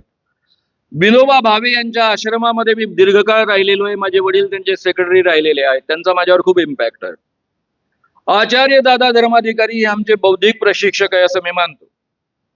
तरुण भारतामध्ये मागू वैद्य जे RSSचे बौद्धिक प्रमुख राहिलेले आहेत त्यांच्या हाताखाली आणि दिभा घुमरे यांच्या हाताखाली मी पत्रकारिता शिकलेलो आहे. आजही त्यांच्याबद्दल मी अत्यंत आदराने बोलत असतो. आमचे वैचारिक मतभेद असतानाही दोघांनाही आम्ही एक दुसऱ्यांना सन्मानाने वागवलेलं आहे आयुष्यामध्ये. त्यामुळे मी ब्राह्मण त्या माणसाला मानतच नाही जो ब्राह्मण जातीमध्ये जन्माला येतो. कारण मित्रांनो, तुमचा आणि माझा जन्म आपल्या हातामध्ये नसतो. मी ठरवलं होतं का शेतकऱ्याच्या पोटी जन्माला यायचं? तुम्ही ठरवलं होतं का अमुक ठिकाणी जन्माला यायचं आहे? ठीक आहे, या जाती आपण निर्माण केल्या. गाडगे महाराजांचं एक सुंदर वाक्य आहे, ते मला वापरण्याचा मोह या ठिकाणी होतो. गाडगे महाराज जाहीर कीर्तनामध्ये विचारायचे, का रे तू कोण वय रे? लोक उत्तर देताना म्हणायचे, मी महार वय. अंतू मी मराठा वय. अंतू मी बामन वय. अरे तू बामन ना, मला वाटलं तुले 4 डोळे असन. अरे तुले पण 2च डोळे. हा मराठा तर लई तालेवार, याले किमान 3 डोळे असत, याले पण 2च डोळे. अरे महारालाही 2च डोळे, बामणालाही 2च डोळे, इकडे मराठ्यालाही 2च डोळे, साऱ्याले 2च हात, 2च पाय, एकच नाक, साऱ्याचा जन्म एकाच मार्गात. अरे देवानं नाही या जाती निर्माण केल्या, या जाती माणसानं निर्माण केल्या. यापुढे तुम्हाला विचारलं तुम्ही कोण होय तर काय सांगा? माणूस होय, माणूस होय. मी खरंच जातपात मानत नाही. त्यामुळे जो माणूस ब्राह्मण जातीमध्ये जन्माला येऊन सुद्धा सगळी माणसं समान आहे असं मानतोय तो ब्राह्मण नव्हे. आणि जो माणूस ब्राह्मण जातीमध्ये जन्माला न येता मी इतरांपेक्षा श्रेष्ठ आहे, मी अमुक कुळी आहे, तमुक कुळी आहे असा अभिमान मनामध्ये बाळगत असेल तर तो ब्राह्मणी मनोवृत्तीचा माणूस आहे हे आपण समजून घेतलं पाहिजे. तो त्याज्य आहे असं आपण समजून घेतलं पाहिजे. त्यामुळे मित्रांनो, हा जो संपूर्ण भाग आहे, मी शेठजी भटजीचं राज्य का म्हणतोय यांना, हे पुढे बदलत गेले. आम्हाला वाटलं होतं हे गांधींच्या आणि जयप्रकाशांच्या सहवासात आल्यानंतर बदलत जातील, पण तसं घडलं नाही. मग यांच्या लक्षात आलं 1984 साली की आपण 2च खासदार निवडून आणू शकलो आहोत. त्यानंतर यांनी आपला ट्रॅक बदलला. ट्रॅक बदलल्यानंतर या देशामध्ये यांनी आंदोलन सुरू केलं, मथुरा काशी अयोध्या लेकर रहेंगे. 1990 साली विश्वनाथ प्रताप सिंगांनी मंडल आयोग आणलं. त्याला उत्तर म्हणून यांनी कमंडल सुरू केलं. सोमनाथ पासून यात्रा सुरू केली आणि ती यात्रा सुरू झाल्यानंतर 6 डिसेंबर 1992 ला बाबरी मस्जिद पाडली गेली. देशभरामध्ये दंगली उसळल्या, 2000 माणसं मारली गेली. मोदीजी 2001 मध्ये गुजरातचे मुख्यमंत्री झाले. 2002 मध्ये गोध्रा दंगल झाली आणि त्या गोध्र्यानंतर जे काही घडलं त्यामध्ये पुन्हा 2000 माणसं मारली गेली. अनेक कोर्ट केसेस यावर झाल्या. त्यातल्या अनेक केसेस गुजरातमधनं हलवल्या, कारण गुजरातच्या सरकारवर त्यावेळेसच्या यंत्रणांचा विश्वास नव्हता. कारण या संपूर्ण दंगलीमध्ये गुजरात सरकार यंत्रणा आणि गुजराती पक्षाचे माणसं, म्हणजे जे सत्तारूढ पक्षाचे माणसं आहेत ते सहभागी आहेत. या पद्धतीचे ताशेरे सगळ्या कोर्टांनी ओढलेले आहेत. म्हणजे या माणसांचा सत्तेचा सोपान कसा चढत गेले, हे माणसांच्या प्रेतांच्या ढिगाऱ्यावरनं हे सत्तेचा सोपान चढत गेलेले आहे, हे आपण कधीही विसरता कामा नये. यांना मी भटजीचं राज्य का म्हणतो? या देशामध्ये पंतप्रधान लोक निवडून देतात. पहिले आम्ही MP निवडून देतो आणि ते MP पंतप्रधान निवडतात. या देशामध्ये नव्या संसद भवनाचं उद्घाटन झालं. तुम्ही सगळ्यांनी टीव्हीवर ते दृश्य पाहिलेलं आहे. मोदींनी स्वतःला सेंगोल अर्पण करून घेतलं. हा सेंगोल काय प्रकार होता? चौल राजवंशामध्ये जेव्हा एक चक्रवर्ती सम्राट दुसऱ्या चक्रवर्ती सम्राटाच्या हाती सत्ता सोपवत असे, तेव्हा हा सेंगोल त्याच्या हाती दिला जात असे. तो हस्तांतरणाचं प्रतीक मानला जातो. नेहरूंना 16 किंवा 17 ऑगस्ट 1947 ला चेन्नई मधल्या ब्राह्मणांनी हा सेंगोल दिला. नेहरूंना माहित होतं आपण या देशाचे पंतप्रधान असलो तरी या देशाचे सेवक आहोत. त्यांनी एक भेटवस्तू आली ती घेतली आणि पंतप्रधानाला मिळालेल्या भेटवस्तू या देशाच्या मालकीच्या असतात म्हणून ते संग्रहालयामध्ये निघून गेलेलं होतं. त्याला त्यापेक्षा जास्त त्यांनी अर्थ दिला नाही, महत्व दिलं नाही, किंमत दिली नाही. या महोदयांनी इतके वर्ष वस्तू संग्रहालयामध्ये पडून असलेला तो सेंगेल बाहेर काढला नव्या संसद भवनाच्या उद्घाटनाच्या वेळी ब्राह्मणी मंत्रोच्चारांमध्ये, वेदोक्त मंत्रोच्चारांमध्ये स्वतःला अर्पण करून घेतला आणि स्वतःला चक्रवर्ती सम्राट असल्याचं घोषित केलं. तसंही त्यांचा जन्म बायोलॉजिकल नसल्यामुळं, ते डायरेक्टली पडलेले असल्यामुळं ते काहीही करू शकतात आणि त्यांना काहीही वाटू शकतं. तर हे शेटजींचं राज्य आहे. तुम्ही साधी अडाणीची संपत्ती पहा. 2012-13 मध्ये 7.8 अरब डॉलर संपत्ती होती. 13-14 मध्ये 7.8 अरब डॉलर संपत्ती असणारी अडाणीची संपत्ती केवळ 8 वर्षांमध्ये 2022 मध्ये 268 अरब डॉलर झालेली आहे. एवढ्या वेगानं जगाच्या इतिहासात कोणाची संपत्ती वाढलेली नाही. या देशामध्ये आज एवढी विषमता आहे की या देशामधल्या 1% माणसांकडे या देशामधली 40% संपत्ती आहे, निम्म्यापेक्षा थोडी कमी. आणि या देशामधल्या 50% लोकांकडे म्हणजे निम्मे लोकांकडे केवळ 3% संपत्ती आहे. एवढी प्रचंड विषमता निर्माण करून ठेवलेली आहे. एवढंच नव्हे मित्रांनो, तर या देशामध्ये 29% लोक जे मधल्या काळामध्ये दारिद्र्य सीमारेषेच्या बाहेर आले होते, त्यांना पुन्हा दारिद्र्य सीमारेषेच्या आत ढकलण्यात आलेलं आहे. म्हणजे 68 ते 70% लोक जगाच्या दृष्टीनं ज्याला दारिद्र्य सीमारेषा म्हणतात त्याच्या आतमध्ये भारतामध्ये जगता आहेत.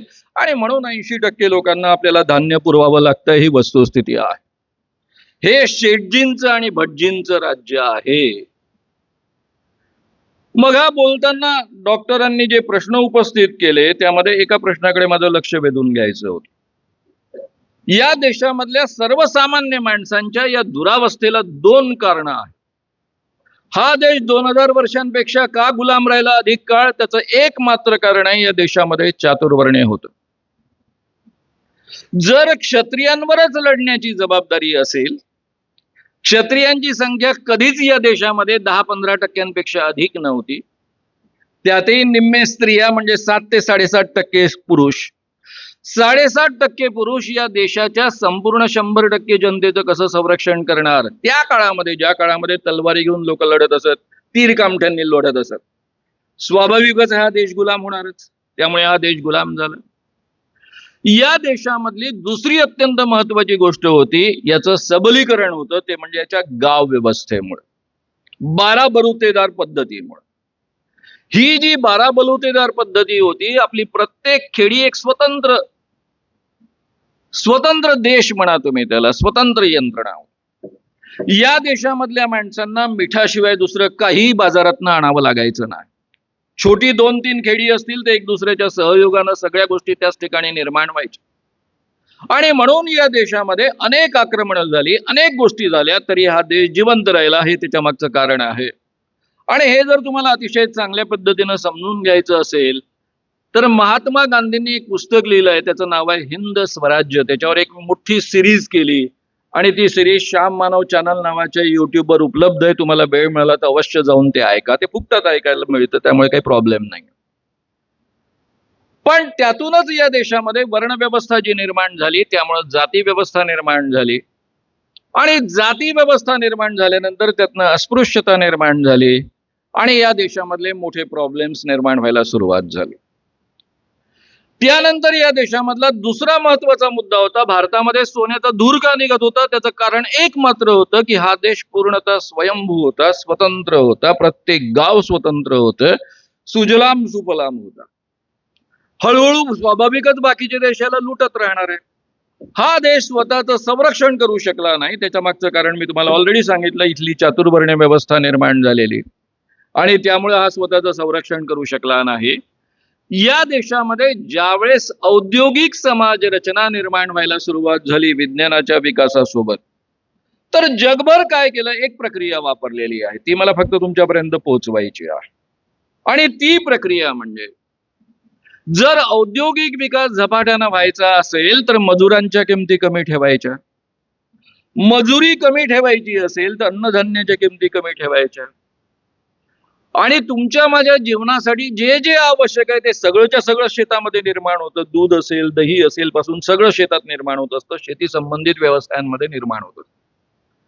त्यामुळे या संपूर्ण जगाने औद्योगिक विकास झपाट्यानं करण्यासाठी मुळामध्ये शेती उत्पादित मालाला कमी किंमत द्यायची, त्यातनं निर्माण झालेलं जे अतिरिक्त मूल्य आहे ते औद्योगिक विकासामध्ये खर्च करायचं किंवा त्यांना अधिक किंमत द्यायची, जेणेकरून त्या ठिकाणी अधिक भांडवलाचं एक्युम्युलेशन होईल आणि त्यातून औद्योगिक विकास होईल. या पद्धतीची अर्थरचना जगभर स्वीकारल्या गेली. त्याला आपण भांडवलशाही असं म्हणतो. त्याला खीळ देण्यासाठी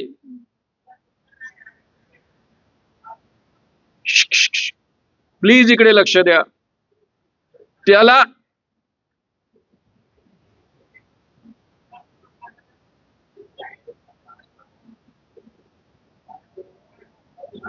बाहेर काढा बरं प्लीज. तर मित्रांनो, याला खीळ देण्यासाठी जगभर जे प्रयत्न झाले त्यामध्ये भारतामध्ये मिश्र अर्थव्यवस्था वापरण्यात आली.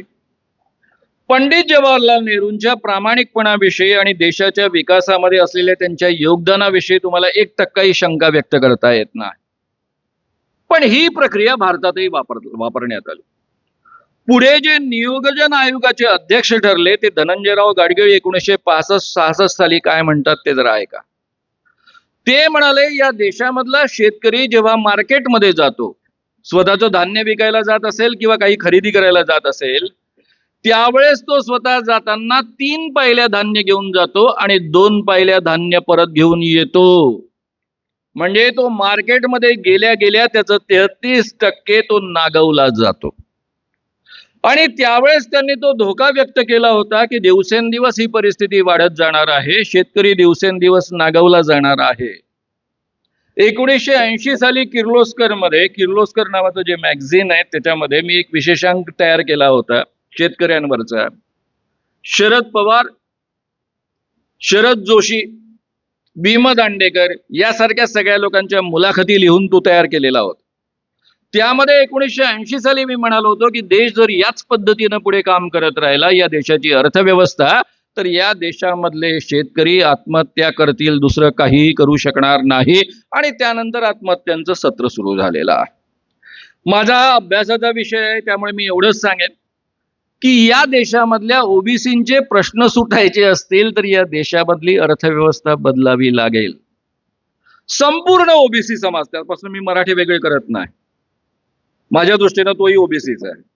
राहिला प्रश्न भांडणाचा मुद्दा की त्यांना यातलं रिझर्वेशन द्यायचं की दुसरं द्यायचं, त्याचं सोल्युशन ऑलरेडी राहुल गांधींनी काढलेलं आहे. ते सरळ म्हणाले की 50% जे सिलिंग आहे ते बदलवा, केंद्राला तो अधिकार आहे.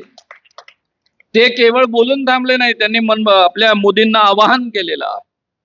ते जाहीररित्या म्हणाले की तुम्ही 70% करून टाका, त्यासाठी घटना दुरुस्ती करा. इंडिया आघाडी आणि काँग्रेसचा त्याला संपूर्ण पाठिंबा असेल आणि तुम्ही जर हे करणार नसाल तर आमचं सरकार आल्यावर आम्ही करणारच आहोत. म्हणजे त्यांचे जे 2 आग्रह आहेत, एक म्हणजे जातीगत जनगणना व्हावी, प्रत्येकाची जेवढी संख्या आहे त्यानुसार त्याला हिस्सेदारी मिळावी, आणि आरक्षणाची सिलिंग 70% वाढवावी, आणि त्यामध्ये वेगवेगळ्या पद्धतीनं आवश्यक आहे त्या जाती समूहाला आरक्षण मिळावं. म्हणून तो भांडणाचा मुद्दा असू शकत नाही. सध्या त्याला भांडणाचा मुद्दा बनवू म्हणजे बनवू नका. तुम्ही कितीही भांडणाचा मुद्दा बनवला तरी तो प्रश्न सुटणार नाहीये. कोणीही ओबीसी मधलं आरक्षण देऊ शकणार नाहीये, मराठ्यांना ओबीसी मधलं आरक्षण काढून देऊ शकणार नाहीये, कितीही काही केलं तरी होऊ शकणार नाहीये. त्याला एकच पर्याय आहे, ज्याचा उपाय ऑलरेडी राहुल गांधींनी सांगितलेला आहे, तो सगळ्यांना माहीत आहे, त्यामुळे त्या भानगडीत न पडलेलं बरं. माझ्या दृष्टीनं हे सगळे जे प्रश्न आहेत ओबीसींचे, ते आपण का, हा ओबीसी संपूर्ण समाज हा शेती निगडीत समाज आहे. म्हणजे आज जरी तुमच्यापैकी अनेक लोक नोकऱ्यांमध्ये असले, काही असले, तरी तुमचे मेजॉरिटी नातेवाईक अजूनही शेती संबंधित आहे.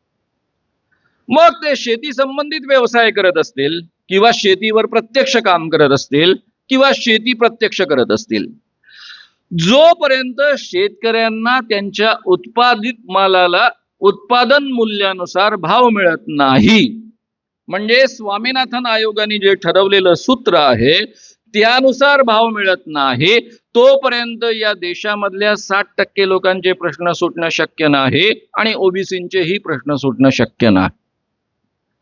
त्याकरता काय केलं पाहिजे? त्याकरता एक मात्र पर्याय आहे. शेतकऱ्यांना किती तुम्ही भाव वाढवून द्या असं मी बिलकुल म्हणणार नाही. शेतकऱ्यांना तुम्ही कर्जमाफी करा, काही उपयोग नाही. शेतकऱ्यांच्या तुम्ही बियाण्यांच्या किमती कमी करा, त्याने काही होणार नाही. शेतकऱ्यांना कितीही काही पद्धतीने मदत केली तरी त्याने काही उपयोग नाही. फक्त शेतकऱ्यांना जे उत्पादन होतं त्याचे काय निकष बसवायचे ते तुम्ही बसवा. 5 वर्षाचे बसवा, 7 वर्षांचे बसवा, दर 2-3 वर्षानंतर एक दुष्काळ पडतो, या सगळ्यांचा विचार करून जसं कारखान्यामधल्या उत्पादित मालाचं उत्पादन मूल्यानुसार भाव ठरवला जातो त्या पद्धतीनं शेतकऱ्यांच्या मालाचा भाव ठरवा, त्याचा MSP ठरवा, त्याचा कायदा करा. हा एक मात्र त्यावरचा उपाय आहे. आणि हा एक मात्र उपाय आहे हे ज्यांना ज्यांना अर्थशास्त्र कळतं त्या सगळ्यांना माहित. आमच्या मोदीजींनीच नव्हे तर देवेंद्र फडणवीसांनी सुद्धा स्वामीनाथन आयोगानुसार आम्ही +50% या पद्धतीनं MSP जाहीर करू असं आश्वासन दिलेलं होतं. त्यावर 2014च्या निवडणुका ते जिंकून आलेत. पण जेव्हा हायकोर्टामध्ये केस आली त्यावेळेस मात्र त्यांनी सपशेल माघार घेतली, आम्ही देऊ शकत नाही असं सांगितलं. आज मात्र इंडिया आघाडीने आणि राहुल गांधींनी, माझा राहुल गांधींवर खूप विश्वास आहे कारण तो माणूस अंतर्बाह्य प्रामाणिक आहे. नंबर 2 त्याला सत्तेचा मोह नाही. नंबर 3 अतिशय वैचारिक क्लॅरिटी आहे.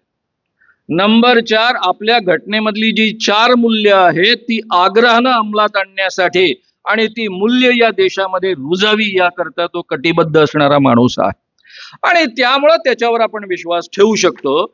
इंडिया आघाडीचं जे न्यायपत्र लोकसभेच्या आधी प्रसिद्ध झालेलं आहे त्यामध्ये त्यांनी जाहीररित्या म्हटलेलं आहे की आम्ही MSP स्वामीनाथन आयोगाच्या निकषांनुसार देऊ, तो जाहीर करू आणि त्याचा कायदा करू. याचा नेमका अर्थ होतो की त्यापेक्षा कमी किमतीमध्ये या देशामध्ये कुणालाच ती वस्तू विकत घेता येणार नाही आणि विकता येणार नाही. हा जर एकदा प्रश्न सुटला तर त्यामुळे संपूर्ण अर्थव्यवस्थेचं चक्र उलट फिरणार आहे मित्रांनो. कारण शेतकऱ्यांच्या हातामध्ये पैसा येणं म्हणजे खेड्यामधल्या 60% जनतेच्या हातात पैसा येणं, त्यातनं छोटे मोठे उद्योग सुरू होतील. आज या देशामध्ये 25 कोटीपेक्षा अधिक मोठ्या प्रमाणावर बेरोजगारी जी उपलब्ध आहे ती नाहीशी होईल आणि त्याशिवाय दुसरा कोणताही पर्याय नाही. अर्थशास्त्र माझ्या अभ्यासाचा विषय आहे, मी अतिशय छातीठोकपणे सांगू शकतो. मोदी आज ज्या दिशेनं जात आहेत ते केवळ देश विकून विकून जिवंत आहेत. म्हणजे एखादं पोरग असतं, एखाद्या जमीनदाराच्या पोटी जन्माला येतं, त्याच्या बापाने भरपूर जमीन जुमला करून ठेवलेला असतो.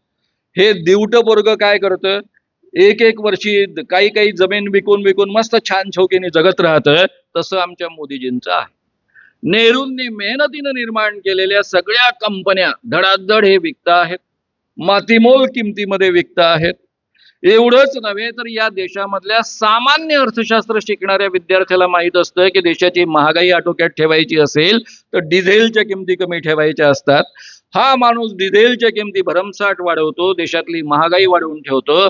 त्याच्या भरोशावर मस्त एक 4.5 कोटीचं विमान, दुसरं 9.5 कोटीचं विमान, या 9.5 कोटीचं विमान स्वतः करता घेतो, महागड्या वस्तू वापरतो आणि मस्त छान चौकीमध्ये जगतो. तर हे एखादं डिवटं पोरग जसं करत असतं तसे आपले सध्याचे पंतप्रधान आहेत. त्यांना जर आपण हकललं नाही तर आपल्या देशाचं काय होईल सांगता येत नाही, अशी परिस्थिती आहे. आणि त्यामुळं मित्रांनो मी तुम्हाला एवढंच सांगेन की शेतकऱ्यांचे प्रश्न सोडवण्याचं आश्वासन केवळ राहुल गांधींनी दिलेलं नाहीये, ते इंडिया आघाडीने दिलेलं आहे. त्यामध्ये उद्धव ठाकरे सम्मिलित आहेत, त्यामध्ये शरद पवार सम्मिलित आहेत.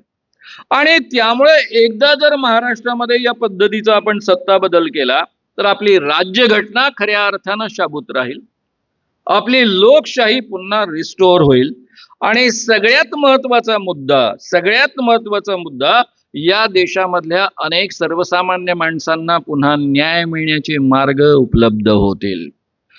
कारण मोदीजींनी या देशामधल्या सगळ्याच राजकीय पक्षांवर एक उपकार करून ठेवलेले आहे.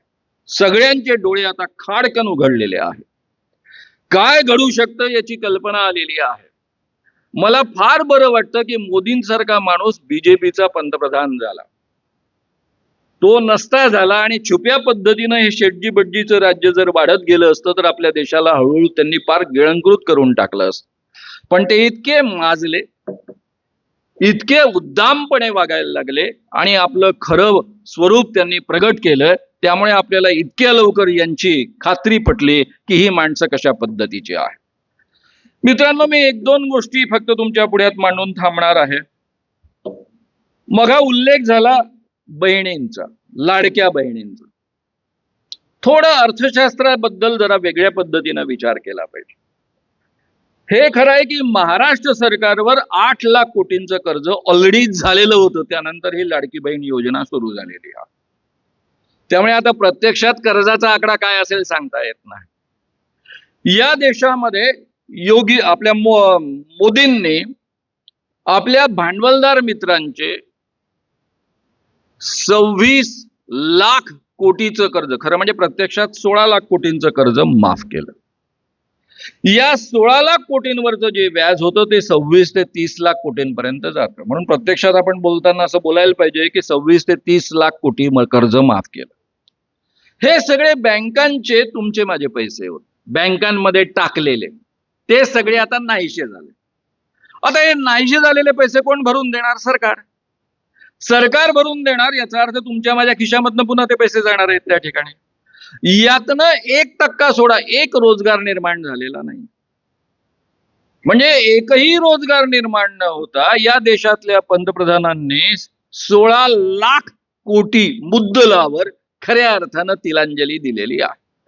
हा वेस्ट ऑफ मनी आहे, अक्षम्य गुन्हा. आता जे स्त्रियांना 1,500 रुपये दर महिन्याला दिले जातात तो अक्षम्य गुन्हा आहे का? आज या देशामध्ये रोजगार पूर्णतः थांबलेला आहे. बेरोजगारीचं प्रमाण प्रचंड आहे.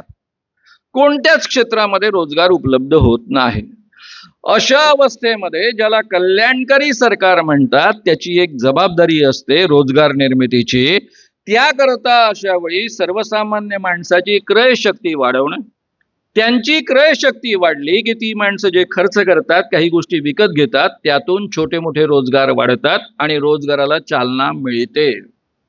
हा अर्थशास्त्रामध्ये एक नोन उपाय आहे, माहीत असलेला उपाय आहे. या अर्थानं या योजनेकडे आपण पाहिलं पाहिजे. हे जे 1,500 रुपये या स्त्रियांच्या खात्यामध्ये गेले दर महिन्याचे आणि कदाचित डिसेंबर पर्यंतचे आता पैसे जाऊन पोहोचणार आहेत, खरं म्हणजे मी याच्याबद्दल बिलकुल टीका करणार नाही. मी उलट म्हणेल ही चांगली योजना आहे. कोणत्याही सरकारने ती अंमलात आणू. फक्त यासाठी यांना जिवंत ठेवण्याची गरज नाही. दुसरे भाऊ पाहतील ते लाडके भाऊ, ज्यांना हकला, कारण हे उद्दामपण आहे. एका बाजूने पैसे देतात, ते महेश शिंदे नावाचे आमदार म्हणतात याद राखा तुमच्या याद्या मजजवळ आहेत, जर तुम्ही आम्हाला मतदान नाही केलं तर याद्यांमधली नावं कापू. जसे यांच्या बापाचेच पैसे आहेत. अरे सरकारचे पैसे आहेत, सरकार सगळ्यांना पैसे देत आहे, म्हणजे जनतेचे पैसे जनतेला देत आहे. दुसरे आमचे अमरावतीचे रवी राणा आहेत, ते डायरेक्ट धमकी देतात, जर आम्हाला मतं नाही दिले तर पैसे परत घेऊ. हे जे उद्दाम भाऊ आहेत त्यांना हकला. प्रत्यक्षामध्ये स्त्रियांच्या खात्यामध्ये जे पैसे जात आहेत त्यापैकी 40% स्त्रिया अजूनही गृहिणी आहेत. ज्या 60% स्त्रिया मोलमजुरी करणाऱ्या आहेत त्यांना कदाचित 1,500 रुपये मोठी रक्कम नसेल, पण ज्या बायकांना सातत्याने आपल्या नवऱ्यांपुढे हात पसरावे लागतात त्यांच्या दृष्टीनं ही फार मोठी रक्कम आहे. जर 1,500 रुपये त्यांना मिळतात, नवऱ्यापुढे हात न पसरता डायरेक्टली बँक खात्यामध्ये येतात, त्यांच्यासाठी आत्मसन्मानाचा मुद्दा आहे. तोही आपण नीट समजून घेतला पाहिजे. बरं, या स्त्रिया दारू पित नाहीत, 99% अधिक स्त्रिया दारू पित नाहीत. यापैकी या स्त्रिया जुवा खेळणार नाहीत. या काय करतील? आजूबाजूला 4 वस्तू विकत घेतील, कदाचित अधिक चांगली भाजी विकत घेतील, कदाचित दूध दुभतं घेतील, कदाचित कपडे घेतील, कदाचित 4 वस्तू विकत घेतील. या काही अमेझॉनवरनं बोलावणार नाही, टीव्ही आणि फ्रीज घेणार नाही. त्यामुळं छोट्या मोठ्या उद्योग जे मारले गेलेत आमच्या मोदीजींच्या शहाणपणामुळे, त्यांनी एकेकाळी 2016 मध्ये नोटबंदी केली होती, 500 आणि 1000च्या नोटा बटकन बंद करून टाकल्या. जे रोजगार झोपले तेव्हापासून अजून ते रोजगार जागेवर आलेलेच नाही आहेत. त्या सगळ्या छोट्या मोठ्या रोजगारांना चालना मिळेल. 2-3 वर्षामध्ये याचे दृश्य परिणाम आपल्याला दिसायला लागतील आणि त्यातून छोट्या मोठ्या माणसांना काम मिळाल्यामुळं त्यांना आत्मसन्मानानं जगण्याची संधी मिळेल. म्हणजे हा मुद्दा केवळ स्त्रियांपर्यंत मर्यादित नाही. स्त्रिया खर्च करण्याबाबत योग्य पाऊल उचलणाऱ्या आहेत. त्यांच्या खात्यामध्ये गेलेले पैसे वाया जाण्याची शक्यता कमी आहे. त्यांची क्रयशक्ती वाढवून तुम्ही रोजगार वाढवत आहात. ही जर योजना या पद्धतीनं अंमलात येत असेल तर त्याचं आपण स्वागत केलं पाहिजे. आपण असं म्हटलं पाहिजे की नवं येणारं जे महाविकास आघाडीचं सरकार आहे ते या लाडक्या बहिणींना अधिक लाडक्या करणार आहे आणि हे सगळे सौम्य मनोवृत्तीनं वागणारे त्यांचे बंधू आहेत. कारण ऑलरेडी काँग्रेस सरकार कर्नाटकमध्ये 2,000 रुपये दर महिन्याला देत आहे, तेलंगणामध्ये 2,500 देत आहे. त्यामुळे महाराष्ट्रामधले 1,500ची योजना आहे ती उलट वाढणार आहे. पृथ्वीराज चव्हाणांनी मला सांगितलं की आम्ही 2,000चा विचार करतो आहोत. वडेट्टीवार विरोधी पक्षनेते यांनी जाहीर केलं की आम्ही 3,000 रुपयांचा दर महिन्याला विचार करतो आहोत. उद्धव ठाकरेजींशी माझं याबाबत विस्तारानं बोलणं झालेलं आहे आणि अलीकडच्या काळामध्ये शरद पवारांच्या ग्रुपमधल्या काही लोकांनी या योजनेचं स्वागत पण केलेलं आहे. त्यामुळे महाविकास आघाडी किमान 2,000 रुपये या लाडक्या बहिणींना देणार आहे. त्यामुळे आपल्यापैकी प्रत्येकानं जाहीररित्या हे बोलायला हरकत नाही की या महायुतीला हकला, महाविकास आघाडीला आणा. तुमच्या लाडक्या ज्या बहिणी आहेत त्या अधिक लाडक्या होणार आहेत. त्यामुळे त्यांनी चिंता करण्याचं कारण नाही. त्याकरता यांना निवडून आणण्याची गरज नाही. आता एक छोटासा शेवटचा मुद्दा घेऊन मला या ठिकाणी थांबलं पाहिजे. तो म्हणजे आपल्या स्वतः जे काही बोललेत राहुल गांधी त्यावर माजलेला गोंधळ. राहुल गांधींनी रिझर्वेशन संपवायचं ठरवलं या पद्धतीच्या बातम्या तुम्ही मोठ्या प्रमाणावर ऐकलेल्या आहेत. या देशामध्ये रिझर्वेशनचं प्रचंड मोठं योगदान आहे. आता माझ्या वयाची जी माणसं आहेत त्यांनी आपलं बालपण आठवून पहा, गावातली परिस्थिती आठवून पहा. ज्या लोकांना वाड्याच्या उंबरठ्याच्या आत प्रवेश नसायचा अशा वस्तू टाकून दिल्या जायच्या, त्याच लोकांपैकी आज अनेक लोक IAS झालेले आहेत, IPS झालेले आहेत, मोठमोठे अधिकारी झालेले आहेत, अतिशय सन्मानानं जीवन जगतायत. हे 60-70 वर्षामध्ये झालेला बदल आपण प्रत्यक्ष डोळ्याने पाहतो आहोत आणि यामध्ये रिझर्वेशनचं सगळ्यात मोठं योगदान आहे.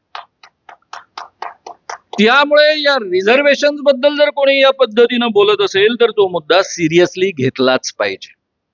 आणि राहुल गांधींना अनेकदा ते फार हुशार असल्यामुळे कधी कधी अर्धवट वाक्य वापरण्याची त्यांना सवय आहे. म्हणून मलाही डाऊट आला की राहुल गांधी काहीतरी अर्धवट बोलून गेले की काय. आणि म्हणून मी त्यांचं स्वतःचं ते वक्तव्य ऐकलं. एवढंच नव्हे तर हिंदू नावाचं जे इंग्रजी दैनिक आहे त्यामध्ये त्यांनी ते प्रसिद्ध केलं. यावर ऑब्जेक्शन घेताना आमचे गायकवाड नावाचे MLA आहे ते असं म्हणाले की राहुल गांधी म्हणतायत रिझर्वेशन मी थांबवेन, थांबवा, त्यांची जीभ छाटा, त्यांना एवढे एवढे लाख रुपये देईल.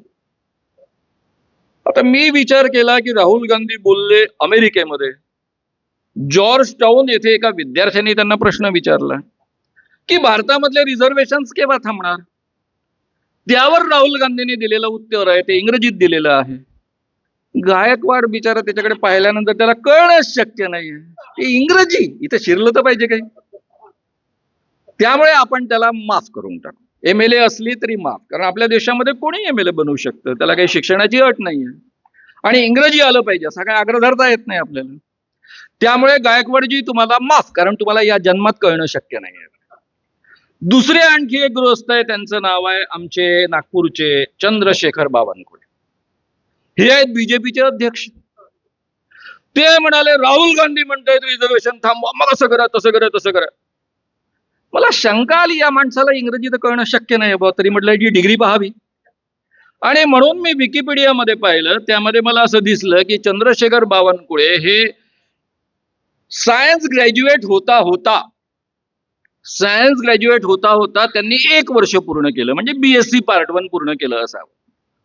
या माणसाने BSc पार्ट 1 केलं याचा अर्थ असा आहे की इंग्रजीत शिकले, कारण सायन्स तर इंग्रजी माध्यमात असतं. मग माझ्या डोक्यात मुद्दा आला असता, यांना इंग्रजी चांगलं आलं असतं तर यांनी पार्ट 1 केलं असतं, 2nd केलं असतं, 3rd केलं असतं, BSc केलं असतं, MSc केलं असतं, पार्ट 1 वर कशावर सोडलं असतं. म्हणजे यांना इंग्रजी कळण्याची शक्यता नाही, यांना माफ करून टाका. त्यामुळे बावनकुळेंनाही माफ, कारण त्यांना इंग्रजी कळणंच शक्य नाही, कारण हे उत्तर इंग्रजीतलं होतं. त्यानंतर आले आमचे एक मित्र डॉक्टर अनिल बोंडे, माझ्या चांगल्या परिचयाचे, अमरावतीच्या माझ्या डॉक्टर ग्रुप पैकी आहेत. तरी मला शंका आली, हे एमडी आहे म्हटलं, आयुर्वेदवाले वगैरे आहे का? म्हणजे आयुर्वेद कमी दर्जाचं असतं माझं बिलकुल म्हणणं, पण आयुर्वेदवाल्याला इंग्रजी चांगलं नसण्याची शक्यता असते. माझ्या सगळ्या डॉक्टर मित्रांनी सांगितलं, काय बोलता तुम्ही? अहो, ते एमबीबीएस झाल्यानंतर एमडी झालेले आहेत. तुम्हाला तर माहित आहे ना, तरी विचारता तुम्ही. म्हणजे एमबीबीएस हे इंग्रजी माध्यमातून शिकले, एमडी पण इंग्रजी माध्यमातून शिकले, आणि एवढं साधं इंग्रजी यांना येत नाही. काय म्हणाले राहुल गांधी? राहुल गांधी म्हणाले, we should think of scrapping reservations only when we should think scrapping of reservations only when India becomes a fair place. जेव्हा इंडिया फेअर प्लेस बनेल त्यावेळेस आपण रिझर्वेशन्स थांबवण्याचा विचार करू शकतो. पुढचं वाक्य त्यांचं आहे, and India is not a fair place नाव. पण सध्या इंडिया फेअर प्लेस नाही. आता बाकी इंग्रजी तर कोणालाही कळू शकतं, सगळ्यात मोठी अडचण आहे फेअर प्लेस या फ्रेजची. मी इंग्रजी साहित्याचा विद्यार्थी आहे, ग्रॅज्युएशनला इंग्रजी शिकवलेला आहे, मला माहित आहे रुटीन मध्ये वापरलं जात नाही. फेअर प्लेस हा शब्द किंवा ही फ्रेज रुटीन मध्ये वापरली जात नसल्यामुळं कदाचित लोकांना कळली नसेल. अरे पण डिक्शनरी पाहता येते ना. आपण एका राहुल गांधीवर एवढं मोठं ऑब्जेक्शन घेतो आहे, तर किमान अनिल बोंडेंनी डिक्शनरी पाहावी. मग माझ्या मनात शंका आली की अनिल बोंडे हे बीजेपी वाले आहेत, आणि बीजेपी वाल्यांच्या डिग्र्यांबद्दल नेहमीच शंका घेतली पाहिजे, कारण यांच्या बॉसच्या डिग्र्यांचाच पत्ता नाहीये. त्यांचा एक सहाध्यायी नाही त्यांच्यासोबत शिकणारा. त्यामुळे अनिल बोंडेंना मिळालेल्या एमडी आणि एमबीबीएस या डिग्र्यांबद्दल मी शंका व्यक्त करतो आहे. त्या डिग्र्या खऱ्या असतील तर एवढं साधं इंग्रजी यांना कसं नाही कळलं? बरं, यांना इंग्रजी कळलं नसेल तर किमान आपल्या नातीच्या, ती कॉन्व्हेंटमध्ये शिकत असावी, त्या नातीच्या मिसला बोलावून घ्यावं आणि फेअर प्लेसचा अर्थ समजून घ्यावा. फेअर प्लेस या शब्दाचा अर्थ काय? कॉलिन्सच्या डिक्शनरीमध्ये, वेबस्टरच्या डिक्शनरीमध्ये तुम्हाला पाहायला मिळेल, फेअर प्लेस याचा अर्थ ज्या ठिकाणी डिस्क्रिमिनेशन केलं जातं अशी जागा, ज्या ठिकाणी भेद असतो, सगळे समान पातळीवर नसतात अशी जागा. आणि ऑक्सफर्ड डिक्शनरीमध्ये स्पष्टच म्हटलेलं आहे, सगळ्यांना समान संधी असेल अशी जागा. आता राहुल गांधी काय म्हणाले की आपण तेव्हाच रिझर्वेशन थांबवण्याचा विचार करू शकतो जेव्हा भारतामध्ये सगळ्यांना समान संधी मिळेल. ज्या ठिकाणी भारतामध्ये कोणत्याही कारणासाठी एक दुसऱ्याबाबत डिस्क्रिमिनेशन केलं जाणार नाही, त्यावेळेस आपल्याला भारतामधलं रिझर्वेशन थांबवता येईल. पण अजून फेअर प्लेस भारत झालेला नाही, भारतामध्ये सगळ्यांना समान संधी नाही, त्यामुळे आपण त्यांचं रिझर्वेशन आज थांबवू शकत नाही, असं स्पष्टतः राहुल गांधी बोललेले आहे. आता हे बोलल्यानंतर आपण समजा अनिल बोंडेंना माफ केलं, ते आपल्या मिसकडनं शिकतील असं आपण गृहीत धरूया. मला सगळ्यात मोठा प्रश्न पडला आमच्या देवेंद्र फडणवीसांचा, कारण त्यांना मी फार चांगलं ओळखतो. 2005 पासून कायद्याबद्दल त्यांच्यासोबत चर्चा करत आलोय. त्यांचे वडील एकीकडे माझे फार चांगले मित्र होते. देवेंद्र फडणवीसांना इंग्रजी उत्तम कळत, तरी पण मी त्यांच्या डिग्र्या पाहिल्या. ते केवळ LLB नाही आहेत, त्यांनी मॅनेजमेंटच्या डिग्रीमध्ये, मॅनेजमेंटच्या क्षेत्र, बिझनेस मॅनेजमेंट ज्याला आपण म्हणतो, त्यामध्ये पोस्ट ग्रॅज्युएशन केलेलं आहे. एवढंच नव्हे तर जर्मनीमधनं एक डिप्लोमा घेतलेला. आता जर्मनीतला डिप्लोमा त्यांनी काही जर्मनचं भाषेमध्ये घेतला असेल असं म्हणण्याचं कारण नाही, तो इंग्रजीतच घेतला असावा. म्हणजे त्यांना इंग्रजी चांगलं कळतं, आणि तरी या माणसाला फेअर प्लेसचा अर्थ कसा नाही कळला असा मला प्रश्न पडला. आणि त्याचं उत्तर मला विकिपीडियात सापडलं. विकिपीडियामध्ये म्हटलेलं आहे की जेव्हा देवेंद्र फडणवीस इंदिरा गांधी कॉन्व्हेंट स्कूलमध्ये शिकत होते, इंदिरा गांधी कॉन्व्हेंट स्कूलमध्ये शिकत होते, त्यांच्या वडिलांना इंदिरा गांधींनी अटक केली इमर्जन्सीमध्ये. जसं मी आतमध्ये गेलो तसं तेही आतमध्ये गेलेले होते, आणि त्यामुळं देवेंद्र फडणवीसांनी कॉन्व्हेंट सोडली आणि गुरुकुलामध्ये प्रवेश घेतला. तेव्हा माझ्या डोक्यात प्रकाश पडला की यांचं इंग्रजी कच्चं का राहिलं ते. त्यामुळे यांना फेअर प्लेचा अर्थ कळत नाही. आता मी तुम्हाला डिक्शनरीचे उल्लेख करून सांगितलेले आहेत की डिक्शनरीमध्ये स्पष्टता म्हटलेलं आहे समान संधी विदाऊट डिस्क्रिमिनेशन, हे त्याचे अर्थ आहेत. आता हे अर्थ समजून घेण्याकरता फडणवीसांची मुलगी कॉन्व्हेंटमध्ये शिकत असावी, तिच्या मिसला बोलावून घ्यावं, हा अर्थ नीट समजून घ्यावा आणि संपूर्ण देशामधल्या जनतेची आणि राहुल गांधींची जाहीर माफी मागावी की बाबा माझं इंग्रजी थोडं कच्चं असल्यामुळे मला नीट कळलं नाही.